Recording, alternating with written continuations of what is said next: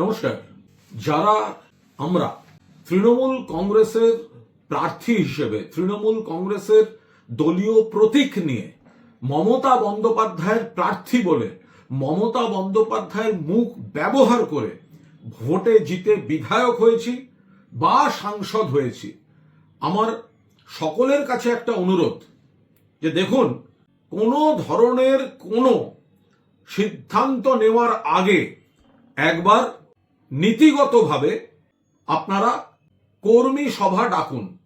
কারণ আমরা যারা জিতেছি, আমরা একা জিতিনি, আমরা নির্দল নয়।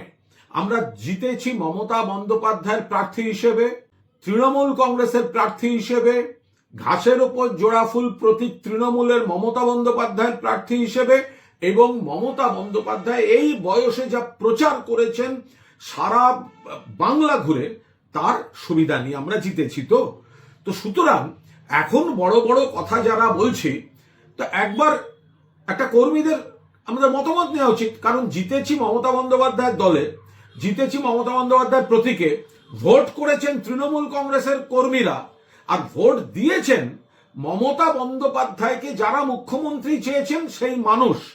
মাঝখান থেকে আমরা ভোটের পর বিরোধী দলে এসেছি, এখন সবার বিলম্বিত বিবেক জাগরণ হচ্ছে। তো যদি দল খারাপ হয়, যদি দম বন্ধ হয়, আমাদেরও কিছু বক্তব্য আছে, 100% আছে, অভিযোগ আছে, কিন্তু ভোটটায় আমরা বিরোধী পক্ষে আসার পর এখন কথা কেন? যদি দল খারাপ হয় আপনি কেন প্রার্থী হয়েছিলেন? কেউ আপনাকে বলেছিল? তখন তো মমতাদির সঙ্গে ছবি, অভিষেকের সঙ্গে ছবি, কয়েকজনের পুরনো ইন্টারভিউ, এই ভোটের মুখে কি সব প্রশংসা মমতা বন্দ্যোপাধ্যায়কে, অভিষেক বন্দ্যোপাধ্যায়কে। তারা আজকে শুনুন, আর একটা কথা বলি, একটু ভগবানে বিশ্বাস রাখবেন। যারা অন্য ধর্মের আল্লাহকে শ্রদ্ধা করেন, আপনারা সবাই একটা জিনিস শুধু মনে রাখবেন, যে আপনাদের দাঁড় করিয়েছে, যার পরিচয় দাঁড়িয়ে আছেন, এখন তো শুনছি নাকি দু একজন এতখানি কথা বলছে যে আমরা আসল দল, প্রতীক পর্যন্ত নিয়ে নেব। দেখুন, সংখ্যাতত্ত্বে এবং অন্য একটা রাষ্ট্রশক্তি যদি পেছন থেকে আপনাদের পুলিশ প্রশাসন দিয়ে মদত দেয়, তাহলে অনেক কিছু করা যায়।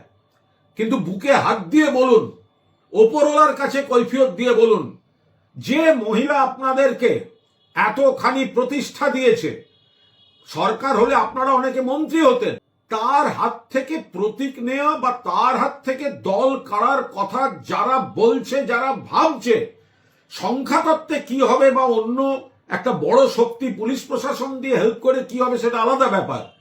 আপনি বুকে হাত দিয়ে ভাবুন, ওপরওয়ালা কোনোদিন ক্ষমা করবেন না। এটা এত বড় বেঈমানি, এত বড় বিশ্বাসঘাতকতা, এটা ওপরওয়ালার আশীর্বাদ নেমে আসবে, অপরওয়ালার আশীর্বাদ নেমে আসবে যদি আপনি বিশ্বাসঘাতকতা না করেন, যদি আপনি মূল্যবোধ, দায়বদ্ধতা দেখান, কৃতজ্ঞতা দেখান মাননীয় নেত্রীর প্রতি। অসুবিধা থাকলে, ক্ষোভ থাকলে 100 বার বলবেন, কিন্তু ওপরওয়ালা আশীর্বাদ নয়, অভিশাপ দেবেন। যদি যিনি সৃষ্টি করেছেন, আমরা আজকে বিধানসভার ভবনটায় যেতে পারেছি আমাদেরকে এমএলএ করেছেন বলে মমতা বন্দ্যোপাধ্যায়, আমরা সংসদে যেতে পেরেছি সংসদে মমতা বন্দ্যোপাধ্যায় সাংসদ করেছেন। আজকে আমরা বলছি দল কেড়ে নেবো, সিম্বল কেড়ে নেবো, মায়ের কাছ থেকে কেড়ে নেবেন যেটা দলটাকে জন্ম দিয়েছেন, যার স্ট্রাগল থেকে জন্ম হয়েছে। হ্যাঁ, তার মধ্যে ঝগড়া হতে পারে, বিভেদ হতে পারে, সব হতে পারে, ওপরওয়ালা ক্ষমা করবেন না।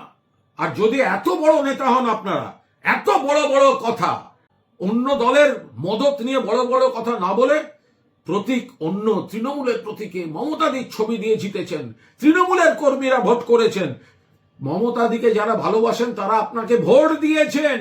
আপনি একা একা ডিসিশন নেওয়ার আগে যদি ক্ষমতা থাকে, প্রত্যেকের এলাকায় কর্মী সভা ডাকুন, কর্মী সভা ডেকে মানুষের মতামত নিন। আপনার এই বিশ্বাসঘাতকতা যদি মানুষ অ্যালাউ করে, করবেন, কিন্তু মানুষের মতামত নিন। মানুষ যদি বলেন, কর্মীরা যদি বলেন তৃণমূলের সঙ্গে থাকতে, দিদির সঙ্গে থাকতে, কর্মীদের বক্তব্যকে সম্মান দেবেন। জয় বাংলা।